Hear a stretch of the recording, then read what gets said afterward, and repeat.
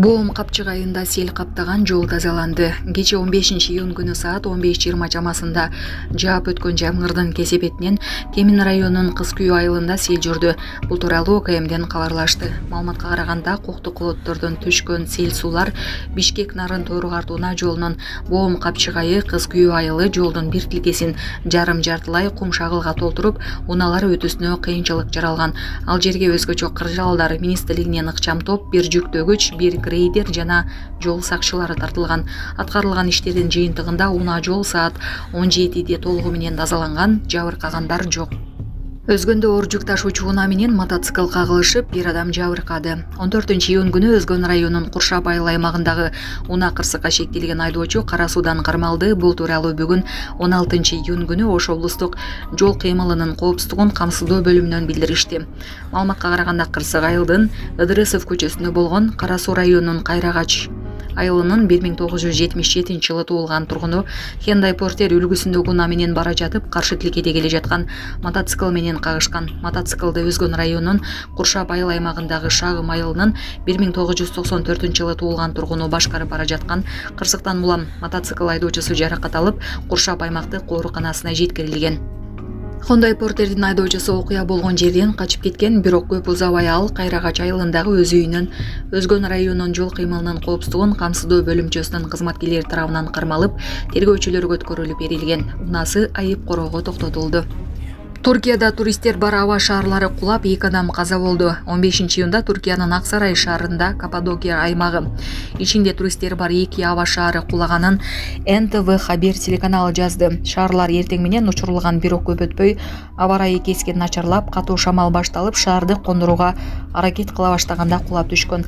Алдын ала маалыматтар боюнча окуядан 30дан ашуун адам жаракат алган.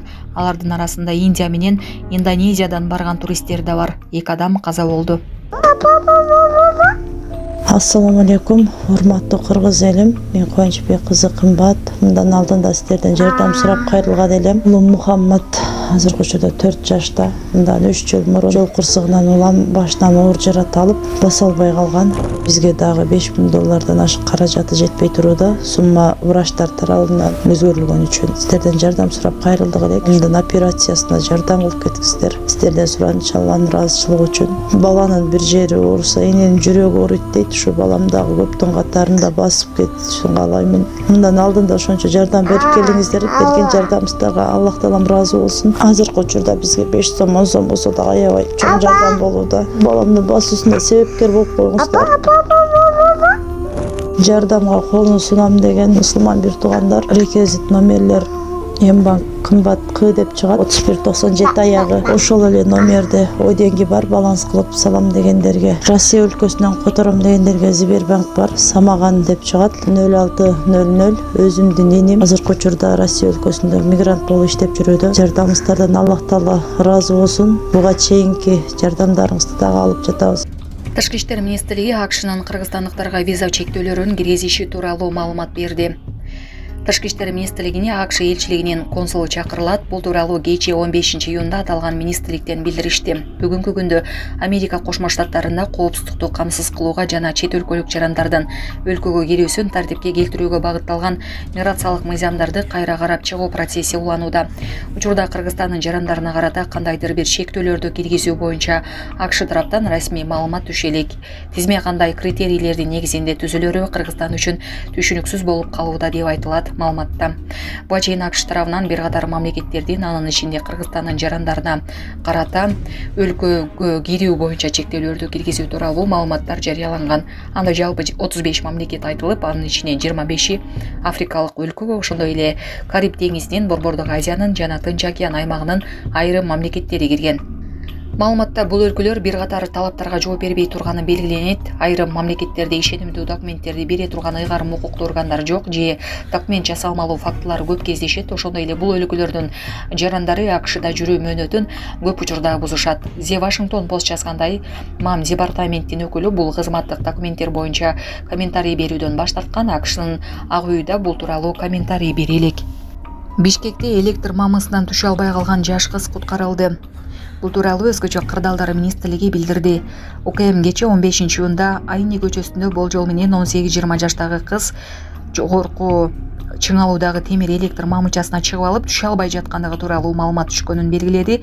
Министрлик жерине барган 5 куткаруучу кызды электр мамысынан аман эсен түшүрүп, милиция кызматкерлерине өткөрүп беришкенин кошумчалады. Бишкекте ири алдамчылыкка шек саналган 35 жаштагы жигит кармалды. Бул тууралуу Ленин Риптен билдирди. Маалыматка ылайык, май айында милицияга жаран арыз менен кайрылган. Ал кул алдындагы кызматкерлери кардарларга өзүн жоопкерчилиги чектелген компаниясынын кызматкери катары тааныштырып, алардан алдоо жолу менен ири суммадагы акча алып качып кеткенин айткан. Натыйжада арыз ээсине 4.851.859 сом материалдык зыян келтирилген. Бул факты боюнча алдамчылык менен кылмыш иши козголгон. Кармалган жигит убактылуу кармоочу жайга киргизилген. Учурда тергөө иштери уланууда. Айланма жолду 30дан ашык айдоочуга айып пул салынды. 15-июнда Бишкек Нарын Торгар Туна жолунда ылдамдыкты ашырган 30дан ашык айдоочу аныкталды деп маалымдады Чүй облустук жол кыймылынын коопсуздугун камсыздоо башкармалыгынын басма сөз кызматы. Эреже бузууларды автоураган автокомплекси каттаган. Айдоочулар транспорт каражаттарынын айдоочуларынын кыймылдын белгиленген ылдамдыгынан ашуусу боюнча жоопкерчиликке тартылышты. Актриса Айгерим Саматова көз жарды. Бул тууралуу ал соц тармактагы баракчасына жазып, видео менен бөлүштү. Кош келдиң кызым, бардык аял затына башымды ийип, тизе бүгүп таазим этем. Бала ошол үчүн таттуу болот турбайбы, Кудайым. Ушул күнгө аман эсен жеткиргениңе шүгүр деп жазды ал. 2022 жылдын 18-июль күнү ырчы Мадияр Русланов сүйүктүүсү актриса Айгерим Саматованын колун сураган. Ошол күнү актриса Мадияр мырза менен 6 жылдан бери кыз жигит катары сүйлөшүп жүргөнүн ачыктаган. Ал эми 2023 жылы түгөйлөрдөн туң кызы төрөлгөн.